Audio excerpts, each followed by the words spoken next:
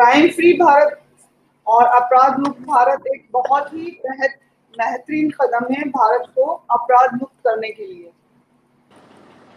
और मैं बहुत बहुत आभारी हूँ श्री मैथिली शरण गुप्त जी की, एडिशन डीजीपी, जिन्होंने मुझे यहाँ इस प्लेटफॉर्म पर आने का सौभाग्य प्राप्त किया और मुझे अपने ख्यालात प्रस्तुत करने की सौभाग्य दिया।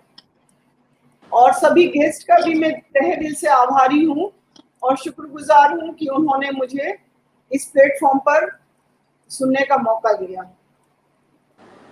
सबसे पहले तो मैं आप लोगों को ये कहना चाहूंगी, पीयूष जी ने जो एक सवाल किया है दिल्ली के 2020 के दंगों से मुतालिक, तो मैं ये कहना चाहूंगी कि सीआरपीएफ का डायरेक्ट इन्वॉल्वमेंट नहीं होता है कहीं पर भी।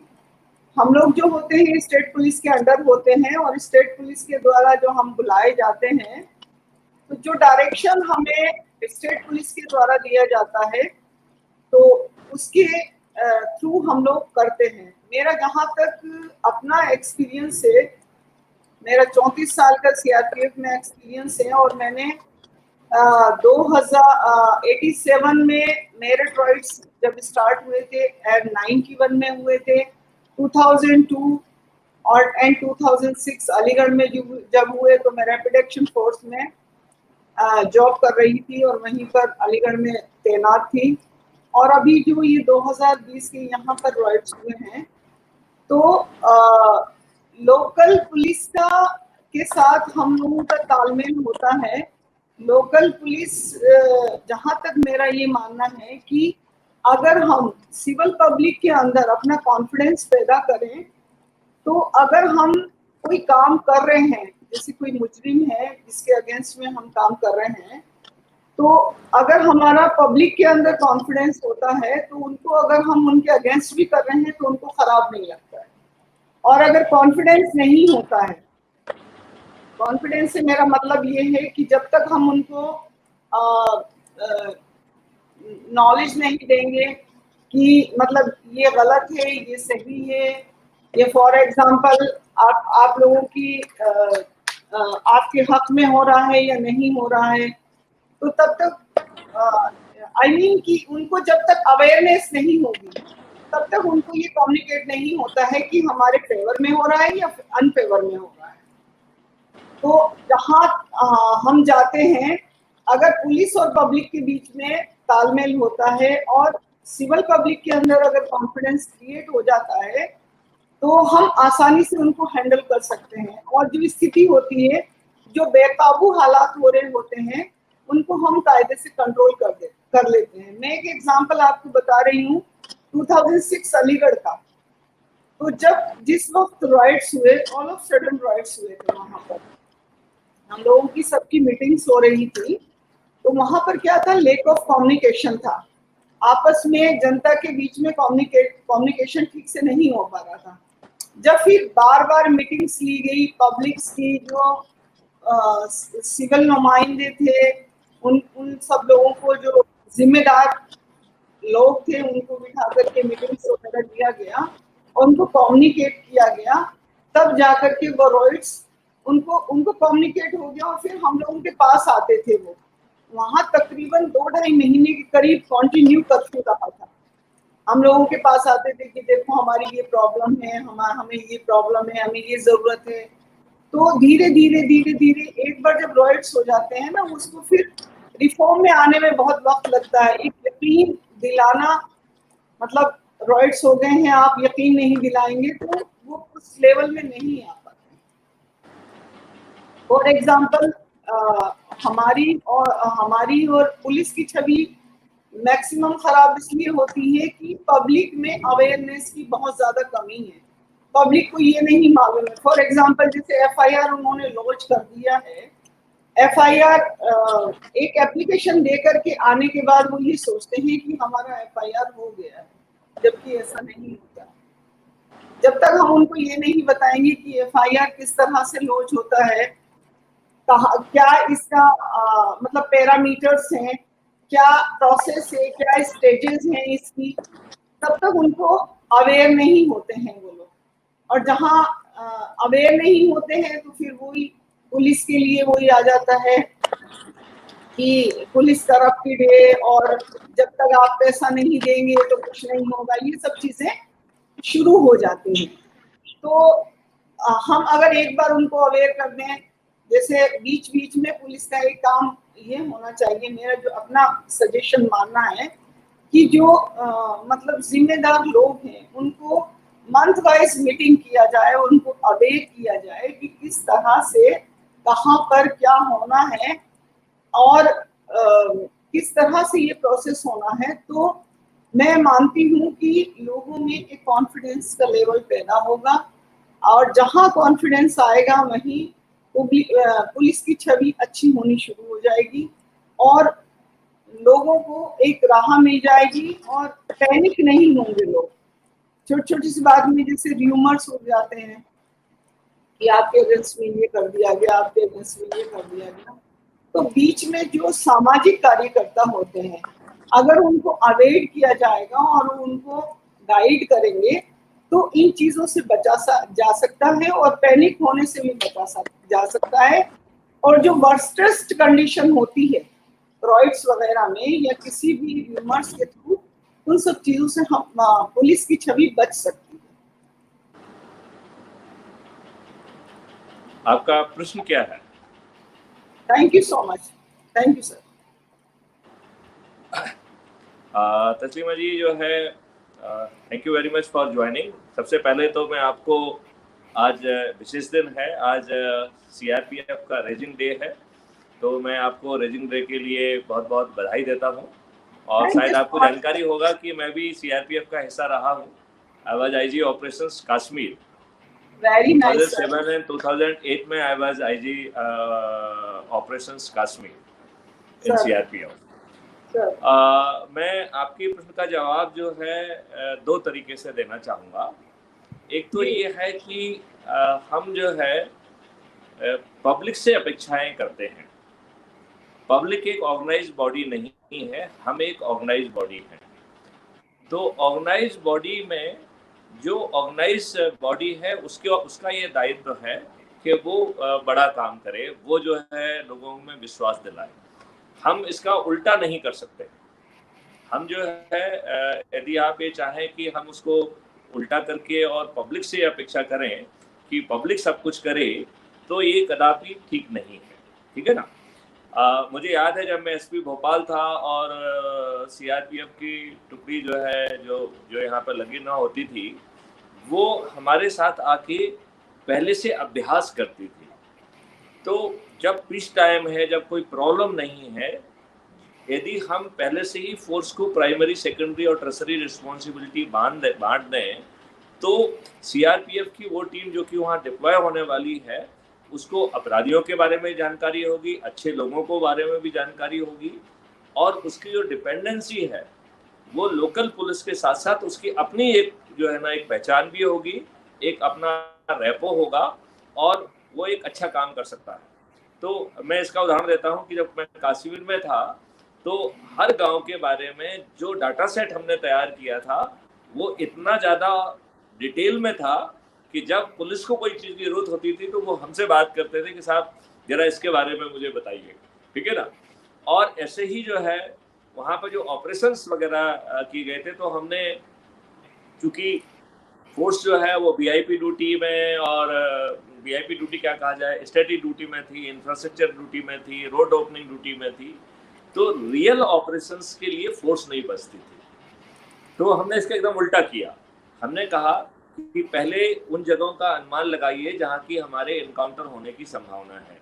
तो वो आने जाने की जगह, पुराने एक्सपीरियंस के आधार पर जहाँ पे कि उन्होंने एम्बुश किया था, या जहाँ पे जो है ना मिलिटेंट्स जो है रहने वाले थे, और जनरली इंफॉर्मेशन यही मिलती है कि जब जो है ना मिलिटेंट का ग्रुप जो है अपने घर आया है, आ रहा है, जा रहा है, तो उसका बड़ी आसानी से ये अनुमान लग जाता था कि कहाँ पर जो है हमारे इनकाउंटर्स हो सकते हैं, और उन सब इनकाउंटर की जगह की पहले से ही ऑपरेशनल प्लान ड्रॉ किए गए। और चूंकि जिसकी प्राइमरी रिस्पॉन्सिबिलिटी है उसके पास पर्याप्त फोर्स नहीं रहता था, तो दूसरी जगह से पर्याप्त फोर्स जो है ना इकट्ठा करके और फिर उसका अभ्यास कराया जाता था। तो हमारे पास इसके बाद फिर बल्कि कभी कोई प्रॉब्लम नहीं गई। मुझे लगता है कि सभी फोर्सेस को वार टाइम के लिए या हॉट ऑपरेशन के लिए या जब दंगा हो गया है या तो कॉमनल राइट हो गया है, उसके पहले जो है यदि इस तरीके की तैयारी होगी तो they can be very effective, number 1। Number 2, जो भी दंगे होते हैं दंगे कराए जाते हैं, तो हमारे पास जो है यदि पहले से हमको उनके नेटवर्क की आइडिया है तो हम बहुत इफेक्टिवली प्रिवेंटिव अरेस्ट भी कर सकते हैं। रादर मेरा तो ये मानना है कि यदि मेरी स्ट्रेटेजी से चला जाए तो दंगे करना, कानून व्यवस्था पैदा करना संभवतः आने वाले समय में बहुत मुश्किल होगा लोगों की। अभी जो है वो दंगे करवाते हैं, उनके दंगे का नेटवर्क है, वो नेटवर्क स्टडी किया जा सकता है, वो नेटवर्क यूं जो है ना टेक्निकली यूं जो है ना एक्सपोज किया जा सकता है। और एक बार आपको उसके नेटवर्क के बारे में मालूम है, देन नेटवर्क के ऊपर एक टेक्निकल सर्विलेंस हो सकती है। हम उनको जो है इसके पहले वो दंगा कराएं, उनके हाथ पैरों को हम नाकाम कर सकते हैं।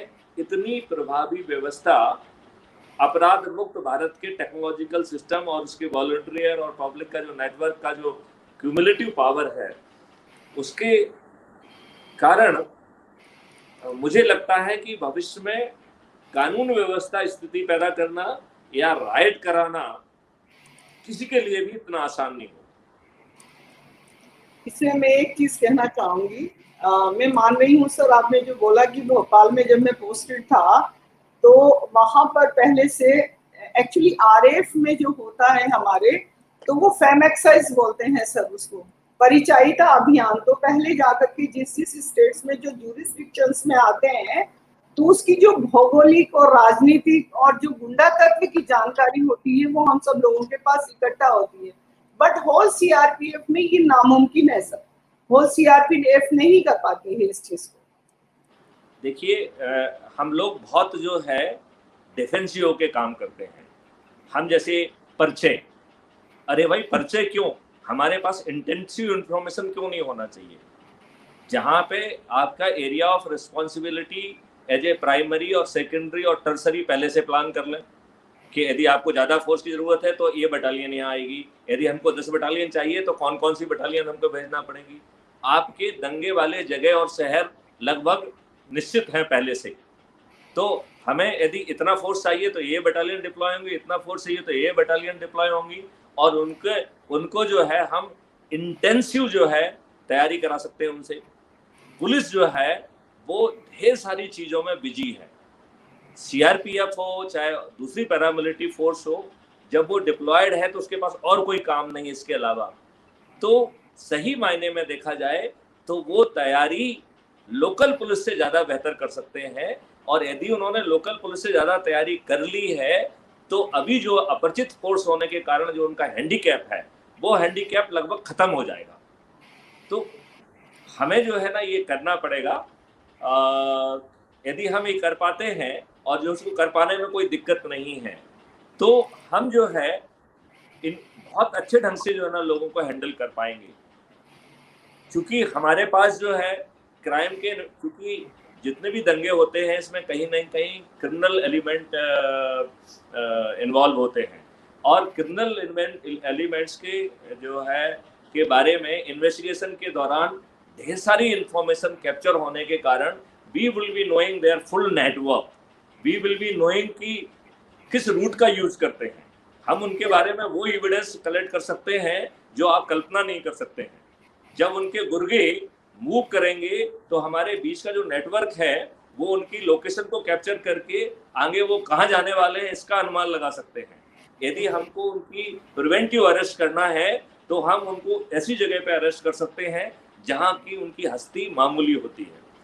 कई बार हम क्या करते हैं कि ऐसे लोगों को वहाँ पर जाके हम अरेस्ट करने पहुँच जाते हैं जहाँ के वो लॉर्ड होते हैं, जब और वहाँ पे वो बादशाह जैसी उनकी हैसियत होती है। हमें ये गलती बिल्कुल नहीं करना चाहिए। यदि हम डेमोन्स्ट्रेट करने के लिए जाना चाहते हैं तो फिर पूरी तैयारी के साथ जाएं। हम हमेशा ये बात कहते हैं कि बदमाश को, हर बदमाश एक कुत्ता है और कुत्ते को कुत्ते की हैसियत से पकड़ो। और ये हिंदी में कहावत है कि हर जो है कुत्ता अपनी गली में शेर होता है, तो हमें कुत्ते को कुत्ते की गली में नहीं पकड़ना है। जब आपको ब्रह्म चक्षु मिला हुआ है, when you know everything, then you can decide कि हमें इसे कहाँ पकड़ना है। और यदि कभी आप कुत्ते को उसकी गली में या उसके घर पर शेर की हैसियत में पकड़ना चाहते हैं, तो फिर एक मूर्खतापूर्ण बात होगी यदि हम तैयारी से ना जाएं। तो हम जब शेर को पकड़ने जा रहे हैं तो शेर की तैयारी से जाएं, और हमें उसके पूरे नेटवर्क की जानकारी होना चाहिए, नेटवर्क की मॉनिटरिंग होना चाहिए। और कभी भी जो है राजा और रानी को, राजा को मारा नहीं जाता है, राजा को घेरा जाता है। तो शतरंज की तरह जो है, पहले प्यादों को जो है ना चारों तरफ से घेर के अलग कर दीजिए, आपका जो है फिर तो आप कभी भी बादशाह को मात दे सकते हैं। संभवतः हम शतरंज की इन गेम का जो है जितना प्रभावी ढंग से हमें यूज करना चाहिए, हम शायद करते नहीं हैं। यदि हम करेंगे तो हमारी स्थिति बिल्कुल भिन्न होगी। मुझे लगता है कि रिस्ना जी आपकी बात का जवाब मिल गया होगा।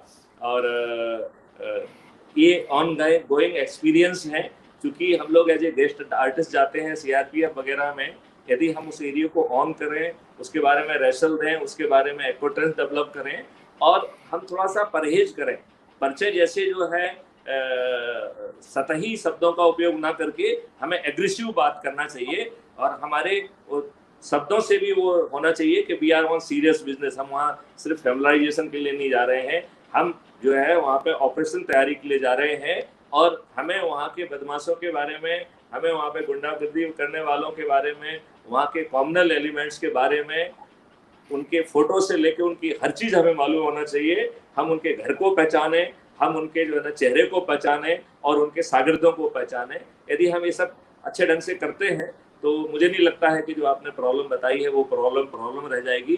That will become asset. और सबसे बड़ी प्रॉब्लम, जो फायदा सीआरपीएफ और बाकी पैरामिलिट्री फोर्सेस के पास है, उनके पास समय बहुत ज़्यादा है। पुलिस 2500 चीज़ों में फंसी हुई है, वो कॉन्सेंट्रेटेड ना तो आपको ब्रीफ कर पाती है, ना आपको गाइड कर पाती है, ना आपको टिप दे पाती है। तो जो आप एड टू जो है ना सिविल एडमिनिस्ट्रेशन में जा रहे हैं, ना तो वो आपसे ठीक ढंग से मदद ले पाती है, और ना आप उसको ठीक ढंग से मदद दे पाते हैं। यदि ये होमवर्क दोनों तरफ से ठीक हो गया तो हम ज़्यादा प्रभावी मदद जो है सिविल एडमिनिस्ट्रेशन की कर पाएंगे। आई होप कि आपको आपके प्रश्न का जवाब मिल गया होगा, और आगे आप आगे के वो देखेंगे कार्यक्रम तो आपको धीरे धीरे बहुत सारी चीज़ें स्वतः ज्ञात हो जाएंगी।